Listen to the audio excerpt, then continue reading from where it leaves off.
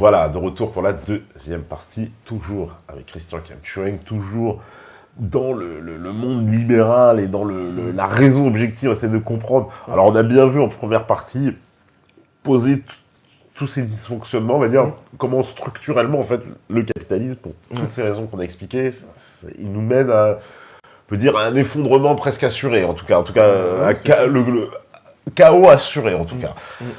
Et toi, tu proposes, et c'est là qu'on arrive, tu proposes une société équilibre, t'appelles ça.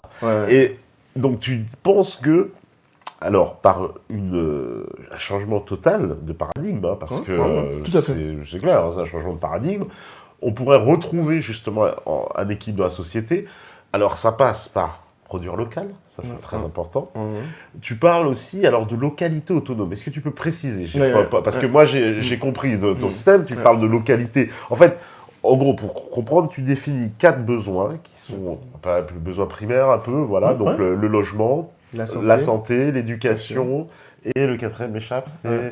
Le logement, la santé, la nourriture, bien sûr. Et la nourriture. Voilà, une fois donc ces 4 besoins primaires en fait doivent être assurés par une localité, c'est ça? Par une localité, oui, effectivement. Et donc tout le circuit, enfin, et justement, ce sera des circuits courts. L'autonomie, qu'est-ce que c'est? C'est ça. C'est au moins assurer le minimum vital pour ses concitoyens. Mais il faut redéfinir le minimum vital. Et le minimum vital, oui, ce sont ces 4 besoins primaires. Après, c'est vrai qu'on pourrait élargir et on pourrait en discuter. Et c'est ça aussi, mon livre, c'est vraiment l'ouverture d'une discussion. Parce que finalement, le monde de demain, il se fera par l'échange. C'est pas, je ne suis pas Dieu le Père, c'est juste une vision.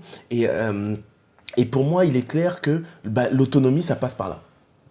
Alors, quand tu dis autonomie locale, à quel niveau d'administration tu places ça? La commune, le département, la région, plutôt? C'est comment? Parce qu'il y a des grosses différences aussi locales. En fait, c'est vrai que j'ai un processeur un peu mathématicien, et je dirais, c'est la plus petite localité capable d'assurer les 4 besoins primaires. C'est-à-dire que tu t'imagines, si on décide, cet appartement, voilà, c'est ma localité.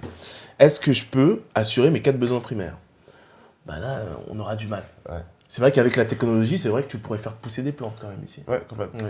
Mais même l'éducation, une fois que tu es enfermé, tu peux dire, ah oui, mais il y a Internet. Ouais, mais s'il y a Internet, il y a l'électricité, etc. Comment tu produis ton... Donc on va agrandir, Et donc, il y aura, c'est un moment, une collectivité assez grande qui pourra assurer ces 4 besoins primaires.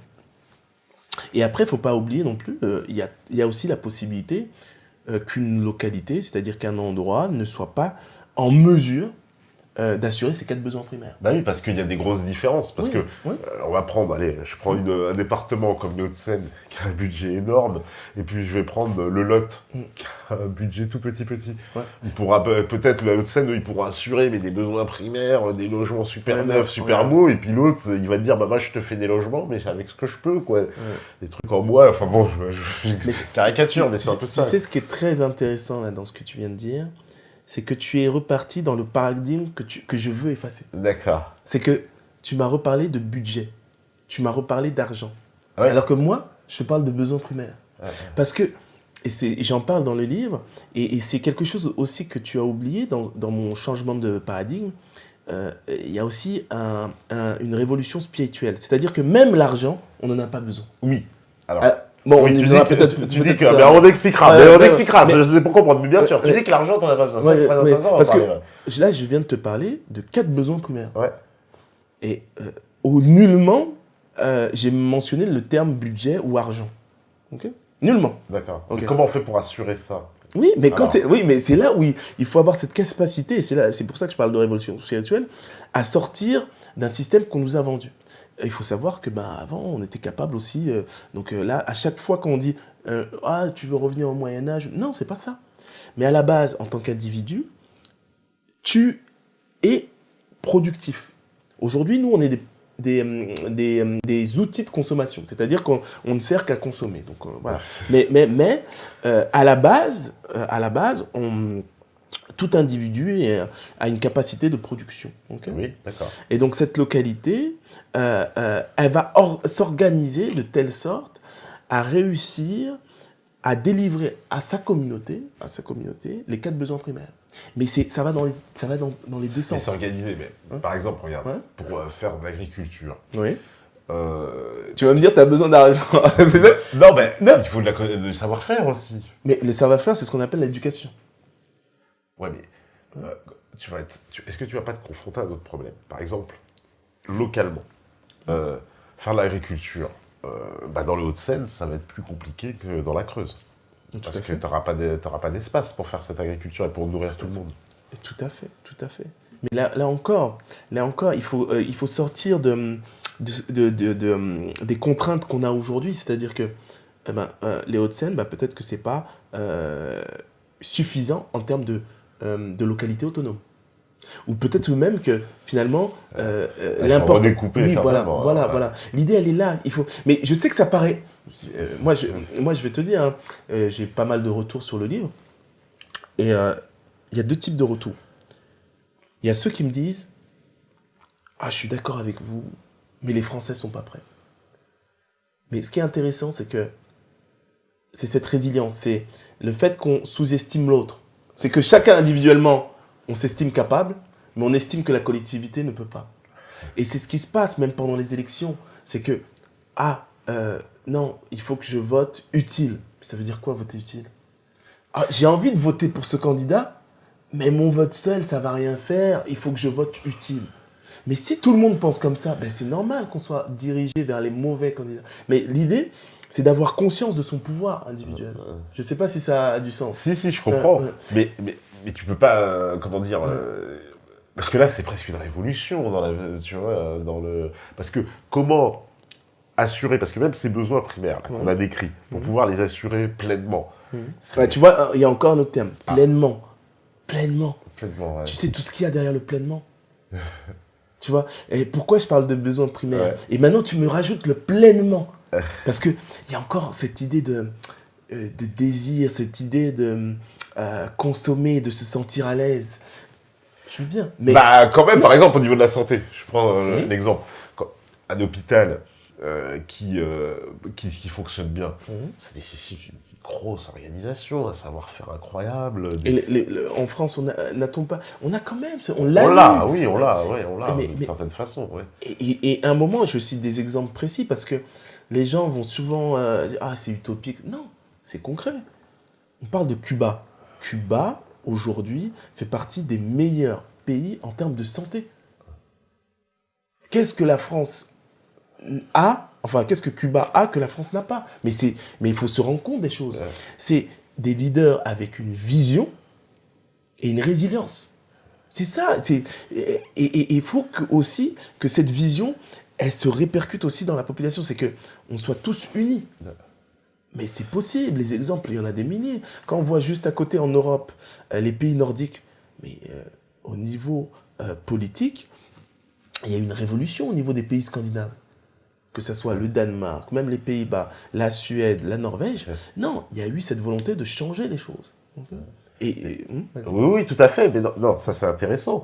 Mais pour comment dire, pour qu'il y ait une espèce d'unanimité, en fait, que tu puisses, que tu vois... Fédérer. Pour fédérer, voilà, exactement, les gens, ça ne peut être qu'autour d'un projet commun. Ouais. Donc ça veut dire qu'il faut et que les gens, très sincèrement, parler de façon brute, mais pour qu'ils adhèrent en fait à une idée, il faut que leur intérêt soit le même. C'est-à-dire, il faut qu'ils comprennent que dans le système que tu leur proposes, entre guillemets, leur intérêt ne sera pas menacé, pour qu'ils puissent... Ah oui, mais attention. Alors là, attention. je sais que c'est un paradigme capitaliste que je dis, Non, mais mais- volontairement. Parce Non, que... mais c'est ça qui est intéressant, c'est qu'on aura souvent tendance à se révolter, etc., etc.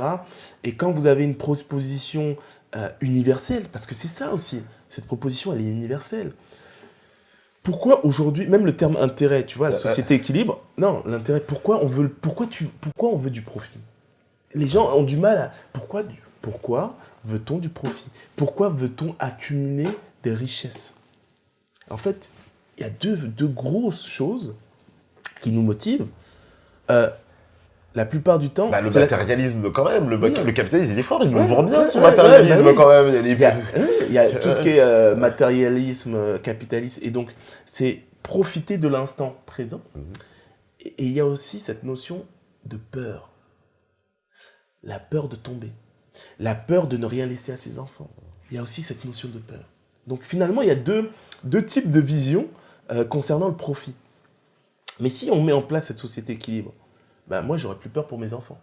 Donc ça ne me servira à rien de courir comme un fou, acheter des maisons, tout ça, juste pour subvenir à l'éducation de mes enfants, la nourriture de mes enfants, leur logement, etc. Donc imagine la mentalité.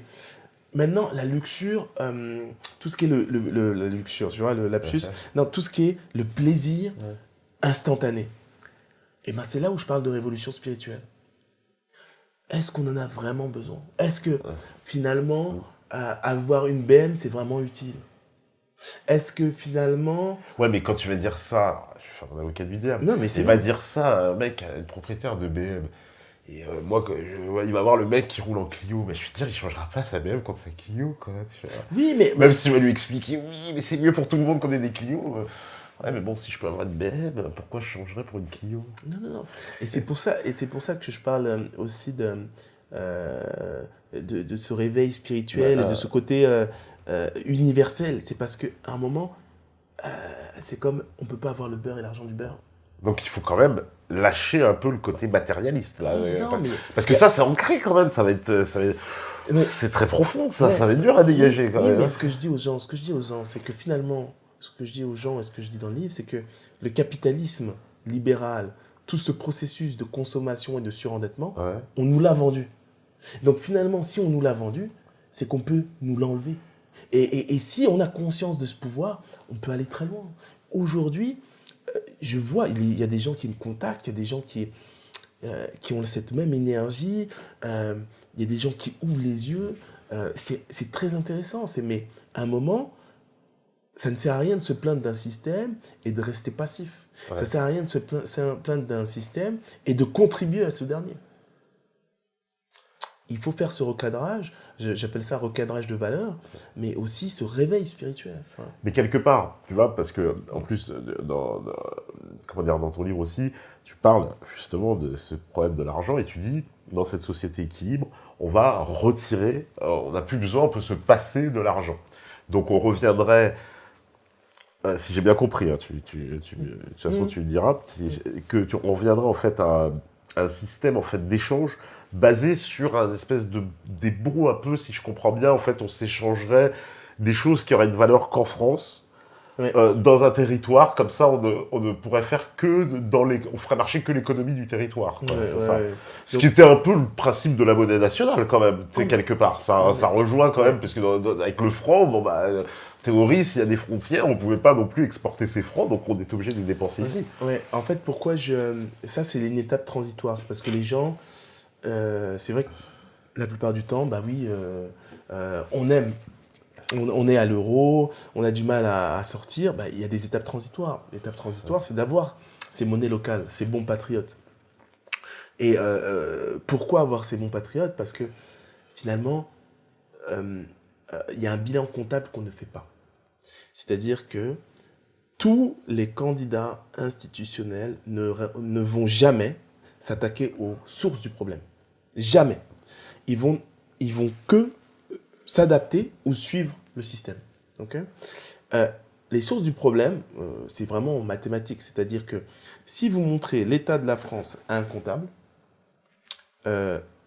jamais le comptable ne vous laissera, ou jamais un banquier ne pourra vous prêter de l'argent. C'est-à-dire que tous les plans proposés par tous les candidats institutionnels ne vont jamais régler le problème d'endettement de la France. Oui, parce qu'ils ne s'attaquent pas directement à la source du problème. Oui, aux causes. Ça, on l'a déjà vu. Et donc, il y a un problème comptable. Donc maintenant, pourquoi j'insiste sur ces bons patriotes? Parce qu'il y a un problème aussi de lisibilité. Être capable de tracer, d'avoir une traçabilité de ce que deviennent nos impôts. Nos impôts financent des activités privées. Et on confond, par exemple, un terme il y a des facteurs justement qui essayent d'estimer la santé d'un pays qui n'ont pas de sens, c'est le taux d'endettement par PIB, par produit. Et ce que j'explique, ça n'a pas de sens en fait. Tu le décryptes ça. Ça n'a pas de sens. C'est-à-dire que, ok, ma dette, elle est nationale. Ok, ça, c'est clair. Mais mon PIB, ma production intérieure brute n'est pas que nationale. Donc pourquoi mettre en face ma dette nationale et mon PIB? Ben, en fait, c'est un leurre. C'est un beau leurre. Ah ouais, c'est pas trop grand. Mais non, on sait très bien que la France n'est plus... le gouvernement français n'est plus acteur de son économie. C'est-à-dire que si on avait encore des grandes entreprises nationales qui étaient les gros moteurs de l'activité économique française, on pouvait trouver un petit parallèle. Mais aujourd'hui, on a vraiment du mal. Et donc, quand l'argent sort de la poche du gouvernement français ou de la localité, on ne sait plus où il va. Et d'où l'intérêt de ces bons patriotes. Réussir à avoir une claire visibilité. Avec ces bons patriotes, je suis sûr de financer une production française. L'idée, c'est une idée simple. Je pense qu'il y a déjà des candidats qui ont des idées un peu similaires, mais c'est une idée simple. Oui, voilà, c'est-à-dire que donc ces mots, ils seraient valables, quoi, local, national aussi, parce que toi, tu fais beaucoup sur le local. Tu penses que oui, vraiment parce que le local j'ai pas envie. Il y a beaucoup de raisons pour ça. J'ai pas envie de. Déjà, j'ai pas envie de définir exactement une localité. C'est pas des frontières, c'est pas une superficie. La localité, si je devais la définir d'un point de vue mathématique, c'est le plus petit ensemble capable de subvenir aux besoins primaires des habitants de la localité. Ça suppose quand même une réorganisation administrative, quand même, un peu. Oui, mais là, on n'est pas à une chose près. Là, je demande un effort surhumain. Je vous demande d'oublier le capitalisme. Donc, on peut voir beaucoup plus loin. Mais ce qu'il faut aussi, et c'est ça que j'essaie de faire avec le livre, ce n'est pas de l'utopie, ce n'est pas un rêve. C'est quelque chose qu'on peut faire, mais il faut qu'on soit unis, il faut qu'on soit capable d'avoir cette résilience. Moi, quand j'ai écrit ce livre, quand j'ai quitté la City, quand j'ai décidé d'entreprendre en France, j'aurais pu entreprendre à la City. J'avais une idée, une vision, et j'avais envie que mes enfants puissent vivre dans une société équilibrée. Et derrière tout ça, il y a un éveil spirituel interne, c'est-à-dire je me suis posé des questions existentielles, et j'ai trouvé plutôt des réponses universelles, c'est-à-dire je me suis dit non, c'est pas lié à mon existence propre, c'est qu'est-ce que je peux faire de mon existence pour lui donner un sens universel. Mais est-ce que dans cette société, donc ça veut dire qu'on se passerait de l'argent, donc d'une valeur d'échange. Comment est-ce qu'on va, entre guillemets, spécialiser et justement évaluer si on n'a plus de référent, justement? Non. Alors, il y a deux choses différentes. Il y a l'argent qu'on appelle monnaie, et il y a ce qu'on appelle aussi des valeurs de référence. Donc, l'idée, elle est là. Et c'est pas une idée nouvelle. C'est que l'argent, monnaie, c'est quelque chose qui est paradoxal, intrinsèquement. C'est-à-dire que quand je fais un billet de 5 euros, il y a un coût de production du billet de 5 euros. Oui, bien sûr. Oui. Ce coût de production, il peut être inférieur au coût de production d'une pièce de 5 centimes. Bon, c'est pas le cas, mais ce qui est le cas, c'est que la valeur du métal d'une pièce de 5 centimes est au-dessus de 5 centimes. Donc, c'est pour ça qu'on vous dit, et c'est interdit de faire fondre l'argent. C'est interdit. Mais c'est une réalité. C'est un paradoxe. Et maintenant, imaginons, on peut avoir une monnaie de référence qui a une valeur intrinsèque. On se rappelle, avant, la référence était l'or. Okay. L'or, ça a une valeur intrinsèque. Un billet, qu'est-ce que c'est qu'un billet? En fait, c'est juste un morceau de papier, une dette en fait. C'est une dette. C'est une dette, oui, marquée sur un papier. Ouais, en gros, c'est la banque qui dit je m'engage à donner tant à monsieur. Voilà. Et donc, peut-être pas revenir à l'or, mais pourquoi pas quand on y pense? L'or, au moins, il y a un rationnel physique. Voilà. Et l'idée, elle est là. C'est d'avoir quand même une valeur de référence intermédiaire et puis toujours arriver à ce juste prix. Donc ça, c'est lié à mon métier, mais c'est ce qu'on appelle le fair price, fair value. Le prix juste. Ouais, le prix juste. Et donc, en gros, l'idée, c'est ça, c'est la société me donne quelque chose. Maintenant, me donne mes besoins primaires, maintenant c'est à moi de lui rendre. Donc le citoyen, il a aussi un devoir à faire. Et donc, il s'engagerait pour travailler pour la communauté, en fait. Bien sûr. Au lieu de travailler pour un patron, en gros. On travaillerait pour... Au lieu de travailler pour son propre intérêt. Et après, ce que j'essaie d'expliquer dans le livre, c'est que on va arriver, il y aura des castes naturelles. Et c'est ça qui a l'air un peu dommage, parce que mon discours anticapitaliste, donc on aurait souvent tendance à dire qu'il est communiste. Mais attention, il y a toujours, je montre la nécessité d'avoir des castes finalement. Et donc, la lutte des classes n'est pas forcément... c'est pas parce qu'on est anticapitaliste qu'on est pour une lutte des classes. Il y a une lutte, il y a des classes naturelles qui vont se former. Qui vont se dégager du système, quoi, naturellement. Oui, naturellement. C'est-à-dire que, déjà, même au niveau de l'éducation, étant donné que on veut garder cet équilibre, entre guillemets, spirituel, et ben, il y a des garde-fous. Et donc, il y aura une caste de garde-fous. Comme on le voit aujourd'hui. Aujourd'hui, la course à la compétitivité entraîne une course vers la technique ou la technologie. Ouais, bien sûr, ouais. Mais cette course, même cette course à la technologie, elle a plus de sens finalement. C'est-à-dire que on va vouloir toujours le processeur le plus vite, on va vouloir toujours plus de mémoire, voilà, conduire toujours, une espèce de course folle un peu, qui n'a pas de sens, quoi, une technologie un peu folle. Et ce qu'on confond souvent, c'est... souvent on parle de quoi, je ne sais plus, je l'ai entendu la dernière fois, il y a eu un placement, souvent on parle de placement de produit. Oui, placement de produit, ouais. Il y a eu un placement de concept, et lors d'une conférence de start-upers, quelqu'un m'a parlé de l'économie de la connaissance. Oui. Et c'est quelque chose de beau, de gentil, mais c'est quelque chose qui n'est pas défini avec un contexte. Donc c'est quelque chose que vous aurez du mal à juger ou à critiquer, puisqu'il n'y a pas de contexte derrière ce concept. Ouais, ce concept. D'ailleurs, je ne sais pas trop si ça veut dire économie de la connaissance. Non, mais c'est aussi un peu fait exprès. Ouais. Et justement, il faut faire très attention. Avancée technologique ne veut pas forcément dire que la connaissance utilisée pour l'avancée technologique est la producteur de croissance. En fait, ce qui est producteur de croissance, c'est le marketing. Et ce marketing utilise l'avancée technologique comme excuse. Ah oui, mais regarde ton téléphone, il est 2 fois plus vite, il est mieux, il est plus rapide. Mais finalement, on s'en moque. C'était pas tellement si vite qu'aujourd'hui, on s'en moque. Donc il faut faire vraiment attention. Et il faut construire ces garde-fous, en fait. Ces garde-fous. Et donc cette classe, moi, je l'identifie aussi. Ce sera des problématiques. Et donc, il y aura... Alors, mais ça veut dire que...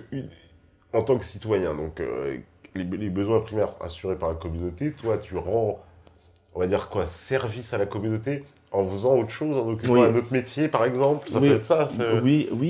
Et il y a beaucoup de problématiques qui vont apparaître, c'est-à-dire le déterminisme au niveau des métiers, parce que la localité aura peut-être des besoins. Comment on va sélectionner l'éducation, comment on va sélectionner l'orientation des jeunes. Ouais.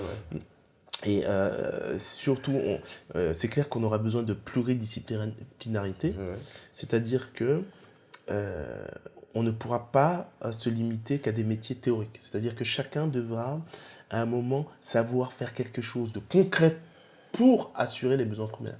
Peu importe que vous soyez Einstein ou whatever, à un moment, vous devez avoir un minimum de compétences pour maintenir l'autonomie de la communauté. Et ceux qui seront incapables, parce qu'il y en aura, on fera quoi avec eux alors? Incapables de quoi? D'occuper un poste pour rendre service aux autres, quoi. C'est fou qu'on soit capable d'imaginer que quelqu'un soit incapable. Qu'on soit capable d'imaginer que quelqu'un est incapable, mais pas capable d'imaginer que tous ensemble on puisse changer le monde. Ça c'est fort, hein. Ça c'est fort. Me cacher un peu si je suis désolé pour les auditeurs. Voilà, je suis enrhumé, je suis désolé. Ouais. Non, ils vont comprendre. Non, c'est vrai.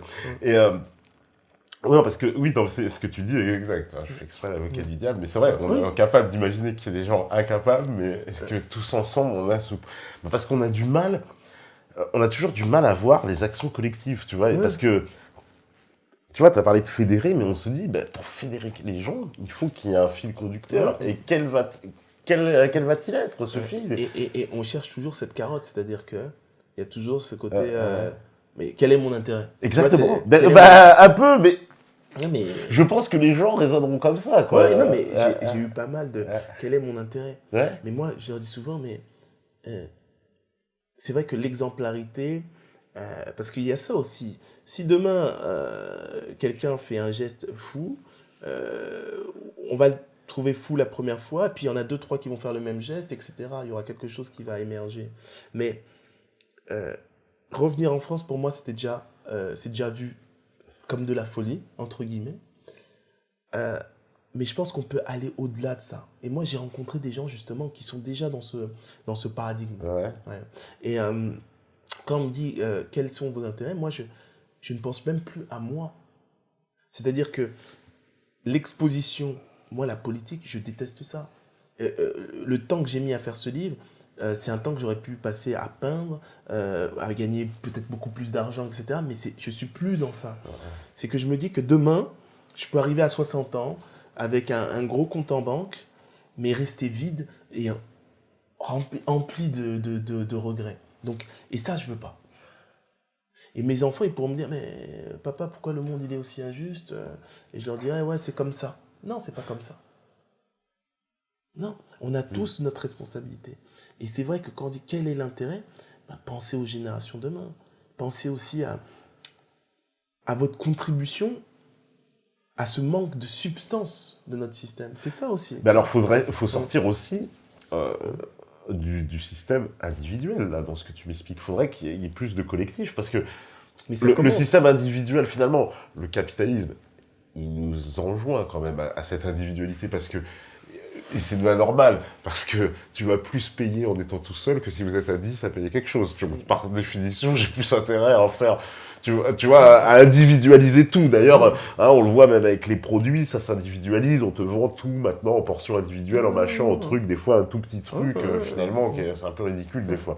Et donc ça veut dire qu'il faut sortir aussi de ça, de cet l'individualisme qui est présent partout. Mais je vais vous dire, on est dedans. C'est-à-dire qu'on arrive à un point de saturation. Et je pense que les politiques n'en ont pas encore conscience, mais c'est fini. Je le vois, moi je le vois tous les jours. Je suis dans un environnement, un écosystème de start-up, mais tout ce qu'on voit qui est collaboratif, ce dont je vous parle dans ce livre, c'est réel. Ouais, c'est réel. Le collaboratif, ça c'est vraiment... C'est en train de se développer à toute vitesse. On rentre dans une société de partage, tiens, pour prendre l'expression d'Alain Ménagem. Voilà, société de partage qui est en train de... Là, on a... Selon lui, d'ailleurs, il serait extrêmement d'accord avec toi, parce qu'il pour lui, il dit on a déjà changé de paradigme. C'est-à-dire l'ancien monde, il s'accroche, mais c'est quelque chose qui n'existe plus. Qui va de toute façon, qui n'existe déjà plus, qui est en train de s'effondrer. Mais qu'on va de toute façon vers cette société de partage. Et toi, c'est intéressant, parce que tu dis, bon, allons encore plus loin. En gros, cette société de partage, il faut quand même l'organiser. Et voilà, trouver une organisation qui soit profitable à tous, en gros. Oui, c'est ça. C'est ça, parce que c'est comme ma proposition. On peut remettre en cause les 4 besoins primaires. Et on peut parler de sécurité, on peut parler de transport, etc. Et quand on parle... On peut les ajouter aussi. Oui, c'est ça en fait ce que je dis. Mais la sécurité, pourquoi on a besoin de sécurité? Pour se sentir... Non, mais... Pourquoi on a besoin de sécurité? Pour se sentir justement serein. Parce que si je suis dans un endroit et que je suis pas sûr, je suis pas serein dans ma tête. Non. Tu vois bien, c'est vrai. Non, mais... Imagine si on est là, puis qu'il y a des mecs avec des calages devant nous, on va pas être très serein longtemps sur le canapé, on sera pas très sûr. Non, mais je comprends. Mais après, c'est vrai que ça peut paraître fou, mais imaginons, il n'y a plus de raison de vous... Qu'est-ce que je veux chez toi? Je veux rien, finalement. J'ai déjà tout. Qu'est-ce que je vais vouloir de toi? Oui. Mais après, ça n'empêche pas les cas isolés, les psychopathes. S'il n'y a plus d'argent, déjà, t'enlèves aux criminels un sacré objet. Déjà... Mais... Ils vont chercher à te tuer, mais non, moi je blague. Non, mais tu vois, si tu leur enlèves leur truc, parce qu'il n'y a plus d'argent, il n'y a plus... Le crime, quelque part, voilà, non, mais c'est disparaît un peu. Mais c'est ça qui est intéressant, c'est que, en fait, finalement, ce que je leur enlève, c'est ici. Parce que ce que je leur enlève, c'est pas leur besoin primaire. Et même quand les gens sont fâchés vis-à-vis des banques, ce que j'ai tendance à leur dire, c'est que, attention, les banques, elles volent que votre argent. Il faut penser à ça. Les banques ne volent que votre argent. Il y a d'autres institutions, ils vous empoisonnent. Là, tu es en train de boire un thé, un café. Tu sais pas ce qu'il y a dans ton café. Tu sais pas ce qu'il y a dans ton café. Là, tu es malade, tu vas voir le docteur, on va peut-être te passer des médicaments. Tu sais pas ce qu'il y a dans tes médicaments. Tout à fait. Et donc, les banques ne s'attaquent qu'à votre argent. Après, c'est vrai, si on amplifie, c'est vrai qu'il y a un moment, même moi, ça m'est arrivé, où on travaille sur des produits, on peut travailler sur de la spéculation sur du blé. Donc, à un moment, oui, on s'attaque un peu à ta nourriture, c'est clair, mais finalement, il y a vraiment d'autres méchants, entre guillemets. Oui, il y a des gens beaucoup plus méchants. Des gens qui s'attaquent à tes besoins primaires, ta santé, ton éducation. L'éducation. Non. Et donc, il faut remettre les choses dans leur contexte. Ouais. Parce que ça, c'est une reprise en main. Mais politiquement, comment ça s'articule tout ça? Parce que c'est... Donc, politiquement, oui, en fait, qu'est-ce que tu... Comment politiquement tu organises ça? Parce que moi, je comprends bien, tu vois, effectivement, d'assurer les besoins primaires à un niveau local, avec un circuit court. Ça me fait penser d'ailleurs au film de Colin Serrault qui disait solution locale pour un problème global, etc. Justement, qui a parlé qu'il fallait relocaliser, mais de façon locale, et que c'était ça aussi une solution qui était à la fois anti-mondialisation et pérenne pour justement les localités, quoi. C'était la solution pour la planète, en gros. Mais quand j'ai insisté sur ce titre raison objective, c'est juste pour te dire que moi, ce que je voulais, c'est qu'un enfant de 14 ans, il puisse lire, il comprenne. Et si plus tôt les jeunes ont conscience de leur pouvoir, mais d'ici 2-3 générations, c'est fini. C'est fini. Parce qu'il n'y a rien de... C'est du bon sens, c'est du bon sens. Il n'y a pas de... c'est du bon sens. Si je produis ma nourriture à côté, bien sûr, je sais comment je l'ai produit. Je sais que je pollue moins. Oui. Je sais qui a travaillé. Oui, le paradoxe d'ailleurs au passage des mondialistes écolos qui te disent l'écolo mondialiste, mais tu fais venir des patates de l'autre côté de la planète en bouffant du carburant, des machins, tu fais travailler des esclaves dans les rizières. Bon, ça c'est au passage pour les écolos mondialistes parce que c'est un peu contradictoire, je trouve. Mais... C'est un peu contradictoire, mais c'est les gauchistes libertaires. Ils sont sur la même ligne, oui. Alors que c'est complètement contradictoire sur le plan des valeurs qu'ils prétendent défendre, quoi. On défend des valeurs, oui, je suis pour l'humain, je suis pour machin, mais t'es pour qu'on importe des produits venus de l'autre côté au nom de l'idéologie, parce que ça se tient même pas en plus d'un point de vue économique, parce qu'on peut démontrer que c'est pas très fiable économiquement. Exactement. Moi, à un moment, c'est vrai qu'on est un peu dépassé, c'est-à-dire que bon sens et sens commun, j'aimerais que tout le monde puisse au moins avoir le minimum d'argumentaire pour remettre en question tout ce qu'on lui vend tous les jours. Je reçois des emails me disant que j'ai adoré votre livre, mais c'est vrai que j'ai jamais pris conscience, mais j'ai pas le temps de réfléchir en fait. Je fais que d'absorber en fait. Et c'est ça, on est devenus des produits. Moi, j'imagine quelqu'un qui passe sa journée sur BFM, c'est un peu dur. Ouais. Mais ça, parce que c'est vraiment, tu vois, sortir de l'individualisme, sortir du matérialisme. Je vais être très méchant peut-être pour les gens, mais pour moi, les gens, ils en sortiront que s'il y a une grande crise et qu'ils n'ont plus le choix. Oui, mais... Je les vois pas en fait abandonner leur mode de vie. Tu comprends? C'est ça que j'ai du mal à imaginer, je le dis franchement. Et là, ce que je dis souvent aux gens, mais quand vous n'avez plus le choix, c'est trop tard. C'est ça qui est extraordinaire. Parce que quand on n'aura plus le choix, en fait, ce sera plus un choix, justement. Mais oui, donc, c'est l'argumentaire que vous allez élaborer, aussi objectif soit-il, et dans un contexte biaisé. C'est-à-dire que quelqu'un perd un match et dit ouais, mais de toute façon, tout le monde se dope. Oui.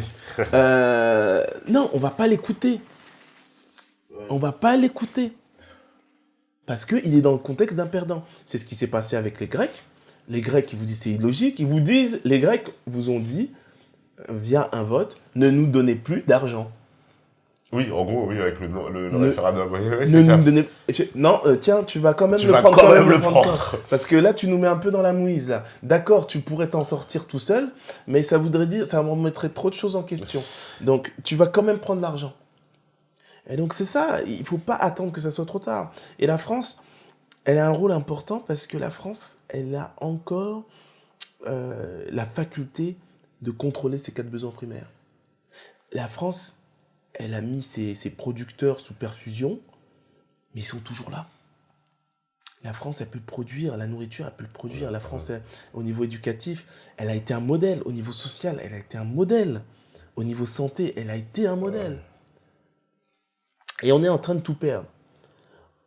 Alors qu'il nous suffirait, mais vraiment, hein, Oui, moi j'ai connu, tu vois, quand j'étais petit, Moi aussi. on était numéro un Oui, dans partout. l'éducation, on était numéro un dans la santé, Système social. on était numéro un dans le système social, et tout le monde nous enviait, la planète entière disait, mon Dieu, vous avez de la chance en France. Les vacances. On avait les congés payés, on avait les machins, enfin tu vois, la France était montrée effectivement en modèle partout. Et tout ça, effondré, disparu, les Français le vivent très mal. Et ça, c'est aussi un des trucs, du grand malaise français, de se sentir déclassé comme ça, de sentir que son pays n'est plus... il n'est plus aussi, justement, il n'est plus garantir, tu vois, ce confort de vie tel qu'on l'a connu et justement assurer ses besoins-là. Ouais. Voilà. Et c'est vraiment dommageable parce que je pense que ce modèle, c'est pour ça aussi que je reviens, c'est parce que j'ai profité de ce modèle social, éducatif. Mon parcours, il est aussi associé à ce contexte. Et si je suis revenu, comme je te dis, entreprendre, c'est pour retrouver ce modèle. Que ce soit Afrisia ou Buripo, ces deux entreprises, c'est pour changer les lignes, redonner le pouvoir au peuple et recadrer ce que les politiques aux plus hautes instances n'arrivent pas à faire. Voilà. Voilà. Parce que l'échec, alors, un petit mot justement, pourquoi c'était l'échec des politiques? Corrompus à ces banquiers, corrompus devant ce système, c'est quoi? Ils touchent là, évidemment, leur intérêt en demain, mais c'est pourquoi cet aveuglement, ce déni total sur ces questions-là où effectivement on va pas assez dans le fond du débat et qu'on est un peu comme à chercher à colmater les brèches sans jamais réfléchir pourquoi ça c'est fissure. Non, moi j'ai beaucoup réfléchi et en gros, faut vous dire que déjà Giscard pensait déjà que la France était morte. Donc ça remonte à loin. Il pensait déjà que la France était morte. À l'époque où il était président. Et en fait, ce que j'essaye de dire, c'est que c'est pour ça que je parle de résilience, je parle beaucoup de spiritualité, c'est que, en fait, on aura beau parler, oui, il y a un contexte, il y a des lobbies, il y a des pressions, oui, il y a les institutions qui sont dures à déplacer. Tout est lié à la résilience et à la conviction de l'homme, du gouvernant, en fait. Tout est lié à ça. Tout est lié à ça. Quand vous regardez Cuba, quand vous regardez même ce qu'a fait Kadhafi, parce que Kadhafi il a mal fini, ok. Mais le système social libyen, personne n'en parle aujourd'hui. C'était le pays purgé d'Afrique, il faut quand même le préciser. Il y avait un système social très développé, dans tous les sens, etc. Bien sûr. On a beaucoup parlé ici, en tout cas, la Libye et tout, mais c'est vrai que, oui, t'as raison, qu'on parle souvent le côté fantasque un peu de Kadhafi, mais pas du tout des bons aspects. Oui, et donc ça, il faut savoir remettre les choses dans leur contexte. Et tout ça, c'est lié à une résilience, à une vision. Il faut savoir que ce que j'explique aussi dans le livre, c'est que quand vous ne respectez pas les règles du système, vous êtes un pays terroriste. Ah oui. Alors ça, c'est très intéressant. C'est-à-dire que le système, moi, j'ai cette objectivité de voir qu'il ne marche pas, donc je ne veux pas me mettre dans le système. Si tu veux pas être dans le système, hein, donc ça c'est les traités de commerce internationaux, bah, si tu veux pas être dans le système, tu es potentiellement un pays terroriste. Mais pourquoi? Ah oui, bah, potentiellement, bah, tu peux financer des terroristes, tu peux être un pays où on blanchit l'argent, etc. Alors que non, moi je vois que le jeu, enfin, je sens que c'est pas bon, enfin, ça me sert. Et puis on tape dessus systématiquement. Les pays qui sont finalement les moutons noirs. Hein, Mais aujourd'hui, le monde change, on sent qu'il y a quand même une pluralité, on sent qu'il y a maintenant, il y a beaucoup d'aléas, c'est-à-dire qu'il y a beaucoup de... que ça soit l'élection de Trump, que ça soit en Angleterre, le Brexit. Le Brexit. Au Parti travailleur, on a affaire à quelqu'un qui est même anti-monarchique. Donc attention, ça va loin. Oui, Corbyn. Oui, Ah oui, Corbyn. oui, hystérique, complètement hystérique. Et donc, on sent que les mentalités changent, on sent que il y a quand même un virage qui est en train de s'opérer, et les possibilités, elles sont là. Aujourd'hui, moi, je peux te dire, aujourd'hui, je sais qu'il y a des partis dont on ne parle pas dans les médias, mais il y a des partis qu'on ne parle pas, mais je les vois faire 10%. Facile. Ouais. Facile. C'est-à-dire que mais les partis institutionnels, ils n'en ont même pas conscience. Ouais, qui vont se prendre une claque. Moi aussi, je sens un peu comme ça. Histoire d'une claque annoncée, chronique d'une claque annoncée. Mais bon, on verra. Mais c'est vrai que tout va se jouer dans la résilience. Et cette conscience aussi du peuple, de la société civile, qu'elle a sa responsabilité. Ouais. Ouais, mais les gens se sentent un peu dépités, il faut bien le dire. Ils se sentent un peu impuissants, même, limite. Comment faire comprendre, alors, à ce moment-là, aux gens qu'ils ont quand même un pouvoir? Parce qu'en fait, tous les gens se sentent impuissants. Les gens, tu vois, tout à l'heure, on a parlé, tu vois, justement, du truc collectif, mais collectivement, on se sent aussi impuissant en disant, mais quelle puissance on a, moi, à mon échelle, pour influer sur ce système qui est, tu vois, c'est presque la fatalité en disant, mais de toute façon, je ne peux pas m'y opposer, quoi. Moi, je vais te répondre simplement. Hein. Moi, je suis passé par l'entrepreneuriat, personnellement. Ouais. J'ai créé Afrisia. Donc, Afrisia, c'est une application qui fait du référencement de valeur. Ouais. Et donc, c'est assez intéressant parce que la nouveauté, elle est dans cette notion de valeur, de label. C'est que je veux redonner à la société civile la possibilité de contrôler son processus de consommation. C'est-à-dire que chaque fois que tu consommes, finalement, tu fais un acte citoyen. Oui. Et tu finances peut-être des valeurs qui t'oppressent. Tout à fait. Donc, l'idée, c'est la suivante. Tes valeurs, ça peut être 100% français, 100% local ou bio. Tu vas aller dans une épicerie.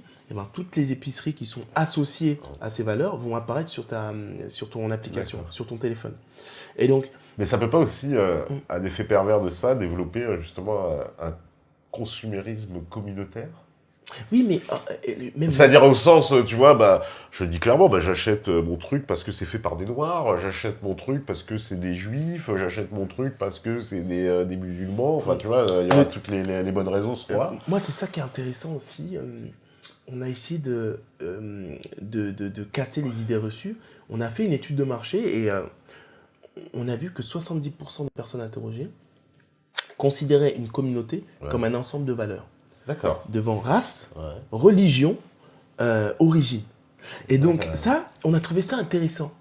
Et ce qu'on a trouvé intéressant, c'est aussi le fait que, je sais pas... Donc ils mettent des valeurs au-dessus, tu veux dire qu'une communauté de valeurs. Qu'une communauté, c'est un ensemble de valeurs. C'est un ensemble de valeurs, ouais. Ce n'est pas une race, ce n'est pas une religion, ce n'est pas... Ça ne peut pas se réduire à ça. Voilà. Ouais. Et donc c'est ça qui est intéressant. Entre ce qu'on fait passer dans les médias, où finalement communauté implique communautarisme, ce n'est pas du tout le cas. Justement, à travers Afrisia, je ne développe pas d'anti quelque chose. Je développe de l'amour pour quelque chose. Je développe donner du sens à sa consommation. Parce que c'est ça, le nerf de la guerre, il est quand même économique. Et si tous ensemble, on décide, voilà, le 100% français, eh ben, j'ai pas besoin d'attendre Montebourg, c'est ça? Montebourg, qui l'a proposé. Ou X ou Y. Ouais. Aujourd'hui, nous, on fait appel aux collectivités locales. Pourquoi? Pour leur dire, écoutez, parce que je pense que la politique locale a encore du sens. Je dis, écoutez, voilà, vous pouvez encore sauver les cœurs de votre ville. C'est-à-dire qu'aujourd'hui, on voit que les centres-villes, ils sont attaqués. Ah, mais les grandes surfaces qui étaient à l'extérieur, bam, là, il n'y a plus que des agences immobilières et des banques. Il n'y a plus de commerce. Le commerce a été tué par la grande distribution en France. Mais parce qu'on a fait un choix aussi. Ça, ce sont nos responsables politiques. Parce qu'ils ont fait un choix de favoriser l'implantation des grandes surfaces. À un moment donné, c'était un choix politique. Je sais qu'il y a des pays qui ont fait des choix inverses, et ils n'ont pas tué leur petit commerce, parce que justement, ils ont dit, nous, on ne veut pas de ces grandes distributions, et du coup, ça a conservé le petit commerce. C'est un choix. Oui, c'est un choix. Mais regardez, il y a encore cette dépendance du système politique. C'est-à-dire que demain, un autre, vous votez, vous élisez un homme politique un peu plus faible, ou qui est plus ouvert au lobbying, j'allais dire à la corruption, au lobbying, eh ben, ces petits commerces, ils peuvent disparaître. Mais si la population civile a cet outil, ou même, c'est même pas lié à cet outil, mais a les moyens d'avoir conscience de son pouvoir. Et non, les petits commerces, c'est vous. Quand vous décidez d'acheter en grande surface alors qu'il y a un petit commerce qui fait la même chose, c'est votre choix, c'est votre responsabilité. Bien sûr. Et le petit commerce qui va finalement réussir à être identifié par l'application, il va fidéliser autour de lui, fédérer autour de lui, et même ses prix, vous allez voir qu'à un moment, il va aussi les diminuer. Oui, mais si on l'aide pas, ça ne pourra pas se produire, quoi. Il faut à un moment donné une volonté politique. Parce que si on casse, parce que ces gens, clairement, ce capitalisme-là, voilà, les grandes marques de distribution, elles sont bien représentantes de ce capitalisme. Ça va être du mal à les abattre quand même. Ces gens-là sont extrêmement puissants, extrêmement implantés, extrêmement... Non, mais... Comment on abat une société comme Auchan, par exemple? Non. Le but n'est pas d'abattre Auchan. Le but, c'est pas ça. Le but... Vous Ça voyez, y ressemble quand même. Non, pas du tout. Parce que ce qui est intéressant, il y aura toujours des gens qui vont aimer Auchan. Auchan, ça s'est créé parce qu'à la base, il y avait une sorte de besoin. Le problème, c'est qu'il y a une course du capitalisme libéral qui fait que Auchan, ils se sont dit, bon, avant, on était à l'extérieur parce que, voilà, on était une grande surface, on s'attaque au centre-ville, on est des petits supermarchés avec des prix très élevés. Voilà. Mais le but, c'est pas d'attaquer Auchan. Le but, c'est de financer ces valeurs. C'est-à-dire qu'aujourd'hui, même si vous avez des valeurs, vous avez du mal à rester consistant par rapport à vos valeurs. C'est-à-dire que même si moi, aujourd'hui, je décide de manger bio, à un moment, j'ai faim. Ouais, mais est-ce que, alors dans ce système-là, est-ce qu'il n'y a pas un danger que, tu vois, ces grandes entreprises, toi, tu arrives avec ton projet, elles intègrent parfaitement ça et disent, attends, moi, je me mets à la place, hein, je te dis, je fais l'avocat du diable, je me mets à la place, je suis le directeur de communication de chez Auchan. Ah, super, non, mais il n'a pas tort et tout. Je vais faire les valeurs Auchan. C'est du marketing. Hein. Je vais te vendre des beaux clips. Oui, nous, tout est fait à la main. Et tout le monde. Ah, mais c'est génial, Auchan. Ouais, mais attends. Non, mais là, ce qui est assez intéressant, c'est que c'est déjà le cas. En plus, oui, c'est déjà le cas. En plus. Nous, ce qu'on veut, c'est pas ça. On n'est pas là pour donner de la visibilité à des grands qui ont les moyens de fabriquer leur communication autour de valeurs. Pas du tout. On est là pour aider des petits à être plus visibles. On est là pour aider aussi des utilisateurs à localiser leurs valeurs. Parce que beaucoup, on a envie de manger bio, on a envie de manger local, mais on est pressé, on est toujours dans ce système, etc. Là, bam, vous êtes capable de localiser vos valeurs et il n'y a plus d'excuses. Donc quand tu parlais de qu'est-ce qu'on peut faire tout seul, eh ben moi, j'ai essayé, hein, mon engagement c'est ça, je délivre cette application, mais après c'est comment les gens l'utilisent. Et bon, chacun on peut changer les choses à notre façon, à notre petit niveau. Et c'est faisable. Il y a un tas d'initiatives, il y a des producteurs qui créent des coopératives et qui vont vendre directement aux consommateurs. Tout à fait, bien sûr. Mais ça, c'est justement ces politiques-là qui sont pour moi excellentes, c'est-à-dire les AMAP, qui sont à la fois locales et favoriser ce qu'on appelle les circuits courts, c'est-à-dire de plus en plus producteurs, consommateurs, ce qui devrait être d'ailleurs la logique économique. Hein, voilà. Donc en logique économique, pour en plus même le consommateur avoir le meilleur prix, il y a moins d'intermédiaires, on arrête d'engraisser des gens qui servent à rien, parce que c'est quand même ça un peu toute la chaîne de distribution, il y a quand même des sacrés parasites, alors que l'agriculteur, in fine, en plus, ce qui est fou, c'est que l'agriculteur, en plus, lui, est le maillon faible, le lésé de l'histoire, parce que quand il va vendre son litre de lait à 1 centime, vous allez le retrouver au supermarché à 1 euro. Qui a pris les 90 centimes entre-temps qui restent? Enfin, c'est quand même extraordinaire.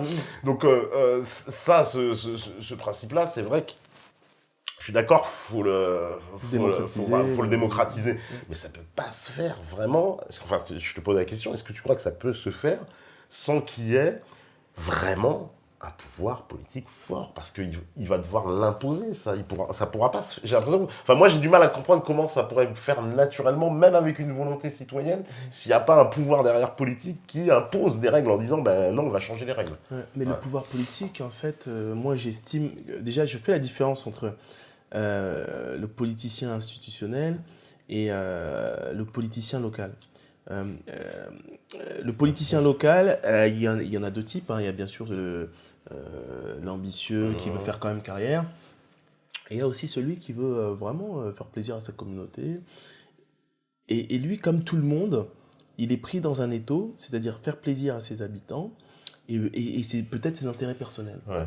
Et on peut justement arriver à quelque chose où, finalement, en favorisant cette initiative, ça suit ses intérêts personnels, donc en termes de visibilité, d'image, et en même temps, ça aide sa population. Ça aide les PME et TPE, et ça aide les gens aussi, les utilisateurs, à retrouver un peu de bon sens et de cohérence dans la façon de consommer. Et donc, franchement, là, on est en train de discuter avec certaines collectivités, etc. Mais c'est ça, l'idée, elle est là. On avait presque expérimenté, c'est ça? Vous voulez expérimenter quelque chose dans cet esprit-là? Oui, et moi, je veux le démocratiser. Mais je vais te dire, on est tous responsables. Moi, ça m'arrive aussi d'aller voir des PME, TPE, et ils me disent, oh oui, mais ça coûte combien? Et je leur dis, mais écoutez, le but de l'application, c'est d'éviter le rapport qualité-prix. C'est d'avoir un prix juste. C'est à qualité égale, je choisis mes valeurs. Et bien sûr, je pourrais faire comme tout le monde, faire un référencement gratuit, etc. Moi, je préfère un référencement sponsorisé. Mais l'idée, c'est pas de le faire gratuitement. C'est pas ça. Il y a un travail derrière, etc.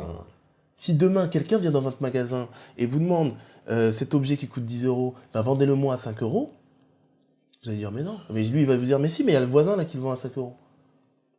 Qu'est-ce que vous allez faire finalement? Et c'est ça aussi. Ouais. C'est ça, il faut remettre les choses dans leur contexte. Et vous voyez, même moi qui veux aider ces TPE, PME, à un moment, je suis confronté à leur propre paradoxe. Et c'est vrai que je suis passé par une logique de sponsoring parce que je me dis, on a tous un devoir, et je ne peux pas m'arrêter. La résilience, elle est là. Et on doit tous faire preuve déjà de conscience par rapport au pouvoir qu'on a sur la société et être capable aussi d'être consistant par rapport à soi-même. On va faire la deuxième pause, donc pile poil, et on revient juste après. Vous restez connectés sur Meta.tv. À vous la régie.